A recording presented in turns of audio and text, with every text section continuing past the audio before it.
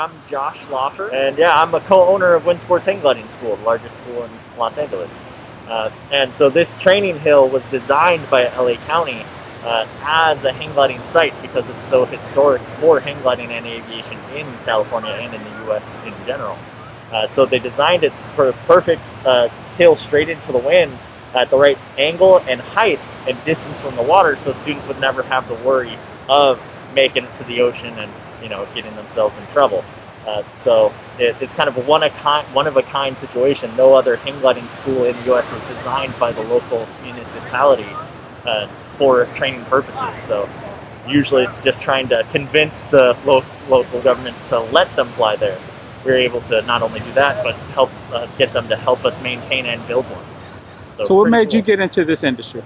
I've always wanted to fly since I was a kid. So I went to college for flying for aviation. So I'm also an airplane pilot myself. But there was a hang gliding school at my hang gliding club at my school, I should say. And I just got addicted to it from then. So I was flying hang gliders and airplanes while studying all at the same time.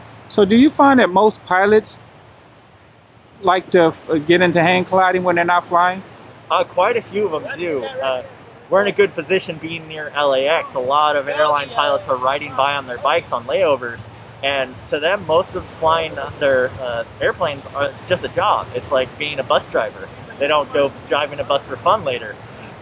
So instead, they get to see what true flying actually feels like. No automated machines where you just push a button and then you sit back for a couple hours waiting for landing. Instead, it's all visceral and it's all controlled by your body. So it's literally flying by the seat of your pants, an old aviation expression.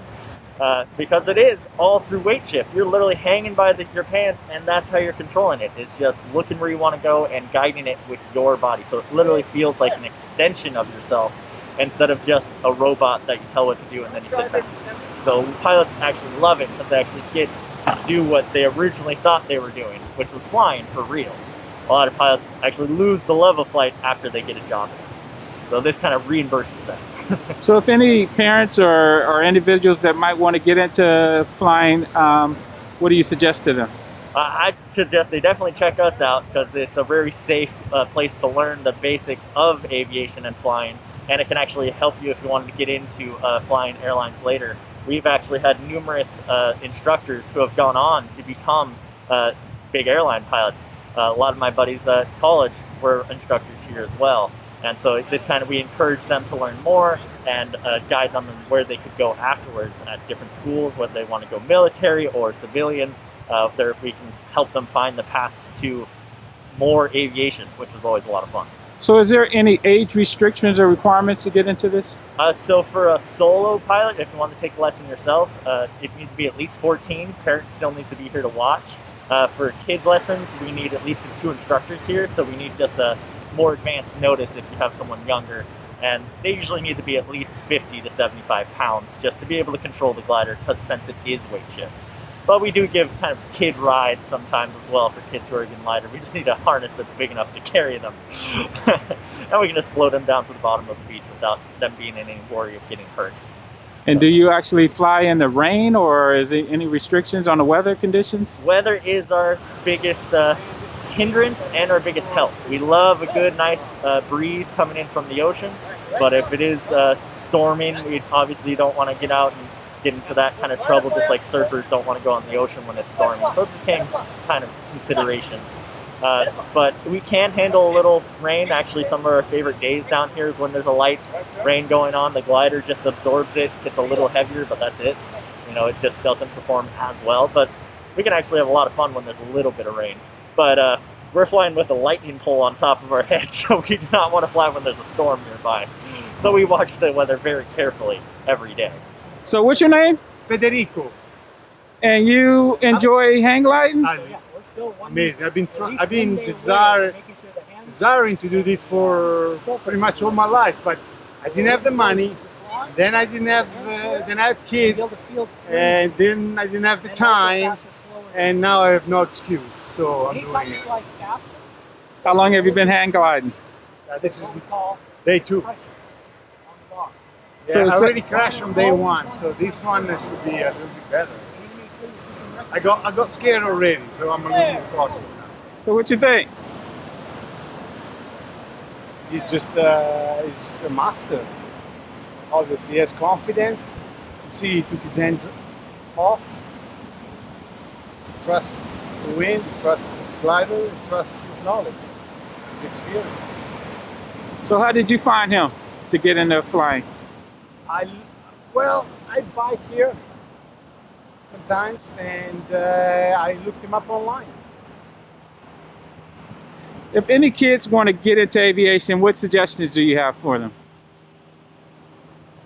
Make a lot of money and buy your own airplane. True, this is my suggestion. And becoming a professional pilot right now, it's not, for me at least, it's not what it used to be, but of course for kids would be the same thing.